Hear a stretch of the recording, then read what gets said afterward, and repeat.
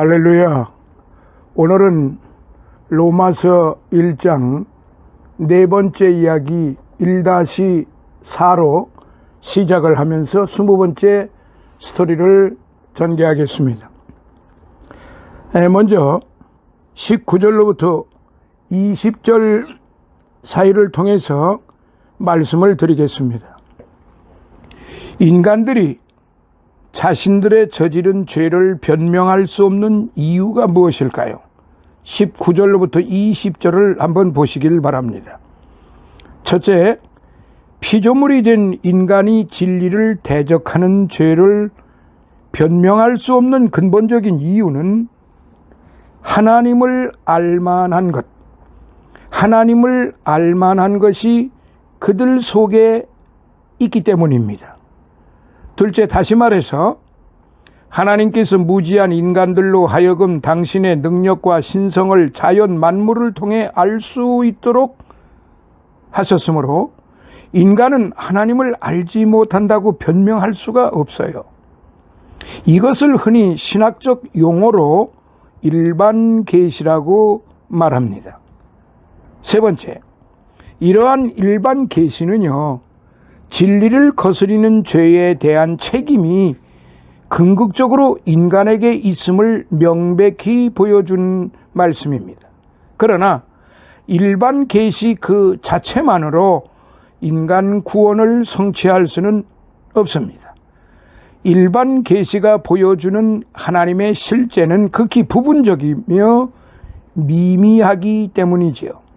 자, 네 번째로, 따라서 오늘날 현대인들에게는 일반 계시뿐만 아니라 특별 계시인 성경 말씀도 주어졌습니다. 그러므로 진리를 거스르며 대적하는 자 중에 어느 누구도 하나님을 몰라서 그러한 죄를 저지른 것이라고는 결코 변명할 수가 없는 것이지요. 자, 21번째 말씀입니다. 21절로부터 23절이에요. 하나님께서 자연을 통하여 자신의 모습을 보여주셨음에도 불구하고 인간의 반응은 어떠하였는가요? 첫째, 인간은요, 하나님께서 만드신 자연 만물을 통해 하나님의 존재를 영화롭게도 아니하며 감사하지도 아니하였다고 기록되어 있어요. 두 번째, 여기서 하나님을 영화롭게 한다는 것은요, 신령과 진정으로 하나님을 예배하고 섬기며 그분께 영광 돌리는 것을 의미합니다. 그런데 사람들은 이 영광을 하나님께 돌리는 일에 실패했어요. 그뿐만 아니라 하나님께로부터 받은 은총에 대해서도 감사할 줄 몰랐습니다. 세 번째는요, 그들의 생각은 허망하여졌다고 그랬어요. 이것은 그 마음에 진리가 없고 거짓으로만 가득 차 있어 공허하며 무익하다는 의미의 말씀이지요.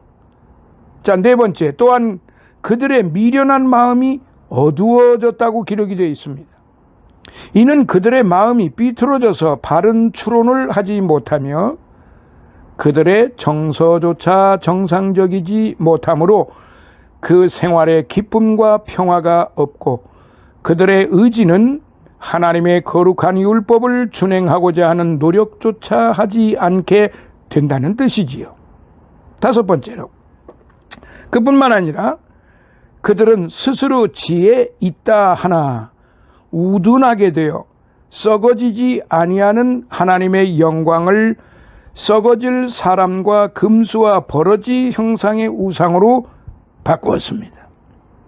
여섯 번째, 이것은 앞절의 결과로 생긴 종교적 타락과 부패 상태를 보다 세밀하게 묘사한 것이지요. 이방 민족의 역사는 말할 것도 없고 하나님의 선민이었던 이스라엘 역사에서도 이러한 우상 숭배의 모습을 곳곳에서 발견할 수 있습니다. 일곱 번째요, 이 우상 숭배는요, 바로 부패한 인간의 본성을 단적으로 증명해 주는 것입니다. 오늘날에도 비록 모양은 다르지만 여러 우상이 우리의 삶 속에 자리 잡고 있습니다.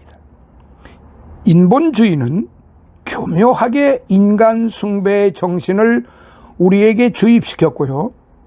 메커니즘은 우리에게 물질을 숭배하도록 강요하고 있습니다. 따라서 우리는 마음 중심에 하나님 이외의 것이 있으면 그것은 모두 우상임을 알아야 합니다. 그래서 우리 자신만큼은 하나님 앞에서 올바른 삶을 영위해 나가야 하겠다, 그런 말씀입니다. 자, 22번째 24절로부터 25절을 봅니다. 인간의 우상 숭배에 대한 하나님의 반응은 어떠한가요? 첫째, 사람들이 하나님의 진리를 거짓 것으로 바꾸어 피조물을 조물주보다 더 경배하고 섬겼는데요. 이에 대한 하나님의 반응은 그들을 그 마음의 정욕대로 더러움에 내어버려 두사 저희 몸을 서로 욕되게 하셨다, 이 말씀이에요. 둘째, 이와 같이 하나님께서 그들을 내어버려 두신 것은 그들로 하여금 스스로 회개할 기회를 갖게 하기 위하여 오래 참으신 것을 의미하지는 않습니다. 물론 성경 전체를 통해 보면 이러한 의미가 없는 것은 아닙니다. 자, 셋째, 그러나 여기서는 부정적인 의미로 사용되어졌습니다. 즉, 하나님께서는 그들을 포기하시어 그들이 자신들의 범죄로 말미암아 스스로 멸망당하도록 놓아두셨다는 뜻이에요. 네 번째, 인간들에게 있어서 가장 슬픈 일은요, 하나님으로부터 버림을 받는 것입니다. 차라리 징계는 이보다는 덜 슬픈 일이지요. 왜냐하면 우리가 징계를 받는다는 것은 하나님께서 아직 포기하지 않으셨음을 암시하고 있기 때문입니다. 다섯째, 그래서 히브리서 기자는 다음과 같이 말했습니다. 하나님이 아들과 같이 너희를 대우하시나니 어찌 아비가 징계하지 않는 아들이 있으리요. 징계는 다 받는 것이오늘 너희에게 없으면 사생자요 참아들이 아니니라. 히브리서 12장 7절로부터 8절에 있는 말씀이에요. 또 로마서 3장 23절에는 여섯 번째, 하나님께서 그들을 더러움에 내어버려 두셨다는 것은 하나님께서 친히 간섭하시지 않으면 인간들은 영적으로나 육적으로 부정한 삶을 살 수밖에 없다는 사실을 의미하는 것입니다. 자, 23번째 25절의 말씀이에요. 우상 숭배하는 인간들과는 달리 바울은 어떤 신앙 고백을 하였나요? 첫째, 인간들의 더러운 죄악에 대하여 이야기하던 바울 사도는 돌연 주는 곧 영원히 찬송할 이시로다 아멘이라는 말을 덧붙입니다. 둘째요, 그런데 이 구절은 하나님의 성호를 이야기할 때 유대인들이 관습적으로 사용하던 송영 구절입니다. 그러나 바울은 이러한 구절을 단순히 관습적으로 사용한 것은 아니에요.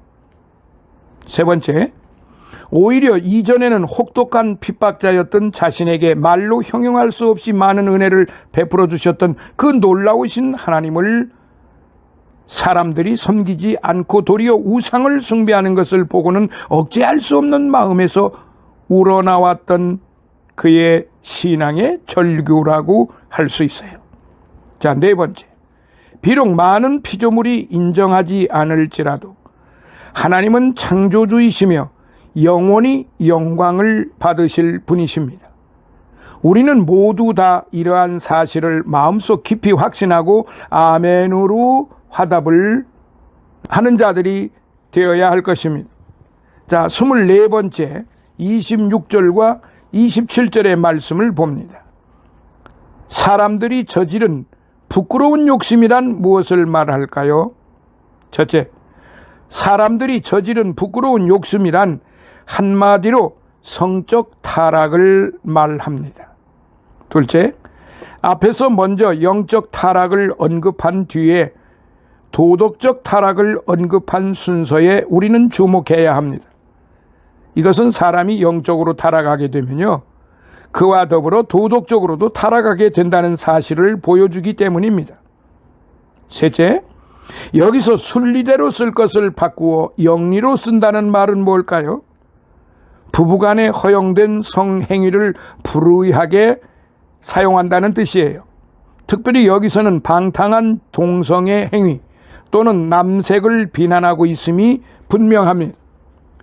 넷째, 그렇다고 성적인 본능 그 자체가 문제가 되는 것은 아니에요. 문제는 사람이 그 성욕을 다스리지 못하고 도리어 그것에 지배를 받아 방종하는 데 있다는 것입니다. 성경에는 성행위가 오직 부부 사이에 허용된 것일 뿐, 그 밖에 어떤 경우에도 허용되지 않음을 밝히고 있어요. 다섯째, 이러한 성적 타락에 대해 하나님께서는 그의 상당한 보응을 하십니다. 하나님은 만홀히 여김을 받지 아니하시나니 사람이 무엇으로 심든지 그대로 거두리라. 자기의 육체를 위하여 심는 자는 육체로부터 썩어진 것을 거두고 성령을 위하여 심는 자는 성령으로부터 영생을 거두리라. 갈라디아서 6장 7절로부터 8절에 그렇게 말씀을 하셨어요. 자, 25번째 28절의 말씀입니다. 타락한 인간은 그러면 하나님께 대하여 어떤 반응을 보이고 있을까요? 첫째, 영적으로, 도덕적으로 타락한 인간들은 그 마음에 하나님 두기를 싫어합니다. 이거 아주 굉장히 중요한 부분이에요. 타락한 사람들의 제1로 나타나는 것은 하나님 두기를, 하나님의 말씀을 보기를, 듣기를, 믿기를 제일 싫어해요. 둘째, 그들은 하나님을 경배할 만한 분으로 생각하지 않기 때문에 하나님을 믿으려고 하기는커녕 하나님에 대하여 알려고도 하지 않는다는 것입니다. 그것이 바로 육에 속한 자의 본성이기도 합니다.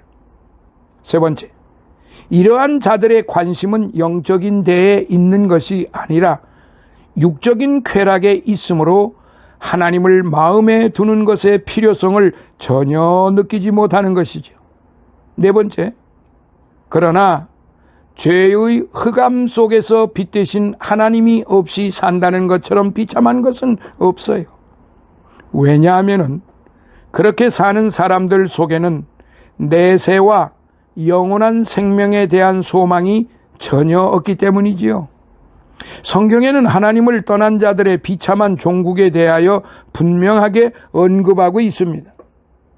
다섯 번째, 그러므로 오늘을 살아가는 우리 성도들은 하나님을 우리의 마음 중심에 모시고 있는지를 스스로 돌이켜 보아야 합니다. 그리하여 우리 인생의 주인이 나 자신이 아니라 하나님이심을 기꺼이 인정하고 순종할 수 있는 존재가 되어야 한다는 그런 말씀이에요. 자, 26번째 28절과 31절의 말씀이지요. 하나님은 당신을 마음에 두기 싫어하는 자들에게 어떠한 보응을 하셨는가요? 첫째, 하나님께서는 진리를 부정하고 하나님을 마음에 두기를 싫어하는 사람에게 그에 상응하는 보응을 하셨는데 곧 저희를 그 상실한 마음대로 내어버려 두사 합당치 못한 일을 하게 하신 것입니다. 둘째, 여기서 상실한 마음이란 옳고 그름을 분별할 수 있는 도덕적 판단력이 마비된 상태를 말하지요. 따라서 그들은 양심의 거리낌도 없이 온갖 부도덕한 죄악을 저지르게 되는 것입니다. 오늘 우리가 살고 있는 이 시대에 우리 주변에서 일어나는 일들, 사회에서 일어나는 일들, 정치적으로 일어나는 일들, 종교적으로 일어나는 일들, 특히 교회에서 일어나는 일들, 따라서 그들 양심에 꺼리낌도 없이 온갖 부도덕한 죄악을 저지르면서도 아주 당당하단 말이지요. 이게 뭐냐면 상실한 마음을 내어버려 두셨다는, 하나님이 그 상실한 마음대로 내어버려 두사 합당치 못한 일을 하게 하셨다. 참 중요한 말씀이에요. 세 번째로 29절 이하에 열거된 많은 악의 목록에서 어떤 조직적인 분류를 찾아보려는 시도는 인위적 입으로 삼가하는 것이 바람직합니다. 사도 바울은 단지 자기가 접촉하고 있는 사람들의 여러 가지 삶의 형태를 관찰해서 생각나는 대로 자유롭게 나열한 것뿐입니다. 넷째, 여기서 우리는 첫째, 사도 바울이 인간 성품의 타락을 하나님께 대한 배교로 규정지었다는 사실과, 두 번째, 그가 이런 도덕적 상태에 내린 평가가 대단히 심각했다는 사실과, 세 번째, 인간의 타락이 초래하는 구체적인 양상에 관해 폭넓게 알고 있다는 사실에 대하여 주목해야 할 필요가 있는 것입니다.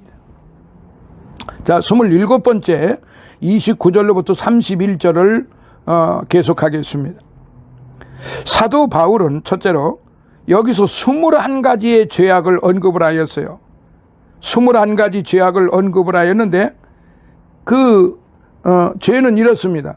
첫째, 불의, 추악, 탐욕, 악의, 시기, 살인, 분쟁, 사기, 악독, 수근수근하는 자, 비방하는 자, 하나님의 미워하시는 자, 능욕하는 자, 교만한 자, 자랑하는 자, 악을 도모하는 자, 부모를 거역하는 자, 우매한 자, 배약하는 자, 무정한 자, 무자비한 자, 이렇게 21가지의 죄악을 언급을 하였는데요. 셋째, 우리가 영적으로 나태해지면은 이러한 21가지 죄악들이 우리 마음속에 침투해 들어온다는 것을 우리는 알아야 합니다. 그러므로 우리는 늘 깨어서 말씀과 기도로 무장하고 하나님을 신령과 진정으로 섬기는 자들이 되어야 하지 않을까요? 그게 바로 하나님의 자녀들이요, 거룩한 자들이요, 보배로운 자들이요, 하나님께로부터 지킴을, 보호하심을 받는 자요, 존귀함을 받는 성도들이라는 사실, 그거를 잊어서는 결단코 아니 되는 겁니다. 자, 28번째 32절, 이제 마지막이 될 것입니다. 사도 바울은 부패한 이방 세계 사람들에 대하여 어떤 결론을 내렸을까요? 32절, 첫째, 사도 바울은 그들에 대하여 저희가 이 같은 일을 행하는 자는 사형에 해당한다는 하나님의 정하심을 알고도 자기들만 행할 뿐 아니라 또한 그 일을 행하는 자를 옳다 하느니라고 결론을 내립니다. 두 번째, 먼저 바울은 그들이 하나님의 정하심을 알고 있었다고 말합니다. 여기서 정하심이라는 앞 구절에 언급된 대로 이 같은 일을 행하는 자는 사형에 해당한다는 것이지요. 셋째, 그럼에도 불구하고 그들은 범죄할 뿐만 아니라 타인의 죄를 변호하고 정당화하며 범죄하도록 부추겼습니다. 이러한 죄의 결과는 참으로 무서운 것이에요. 왜냐하면 모르고 지은 죄보다 알면서 지은 죄, 특별히 하나님의 심판을 알면서 지은 죄는 더 큰 형벌을 받기 때문입니다. 네 번째, 이러한 바울의 결론은 인간이 어떤 존재인지를 명확하게 깨우쳐주는 동시에 믿음을 통한 구원의 당위성을 밝혀주고 있습니다. 다시 말하면 이신득구라는 말이에요. 오늘날 우리가 구원을 받은 것은 바로 믿음으로 말미암은 것입니다. 행함이 아닙니다. 그렇지 않았더라면 여전히 우리는 죄 가운데 빠져 멸망을 받을 수밖에 없었을 것입니다. 따라서 부패한 존재임에도 불구하고 의롭다고 인정해 주시고 구원해 주신 하나님의 무한하신 은혜에 우리는 항상 감사와 찬양을 돌리는 자들이 되어야 할 것이다. 이것이 바로 로마서 1장을 이제 시작하는 바울의 신앙 사상이고 또 하나님의 명령이고 성령님의 인도하심입니다. 그래서 이 로마서 1장이 의인은 믿음으로 말미암아 산다. 의인은 믿음으로 말미암아 산다 이 말이에요. 그러니까 행함으로 사는 것이 아니에요. 행함은 상급을 받는 일이에요. 행함은 상급을 받는 일이다 이 말이에요. 행함을 가지고 구원을 받는다는 말은 자유주의 신학에서 알미니우스가 그렇게 가르쳐 주었던 것입니다. 그러나 성경을 엄밀히 자세히 살펴보면요, 행함을 가지고는 구원을 받을 수 없다고 하는 것은 자명한 사실입니다. 그래서 로마서 1장에서 바로 1장의 주제가 의인은 믿음으로 살리라. 이신듣구라는 말이 바로 믿음으로 구원을 받는다는 말입니다. 사랑하시는 성도 여러분, 오늘 이 말씀을 1-4로 통해서 이제 로마서 1장을 마무리하게 되었습니다.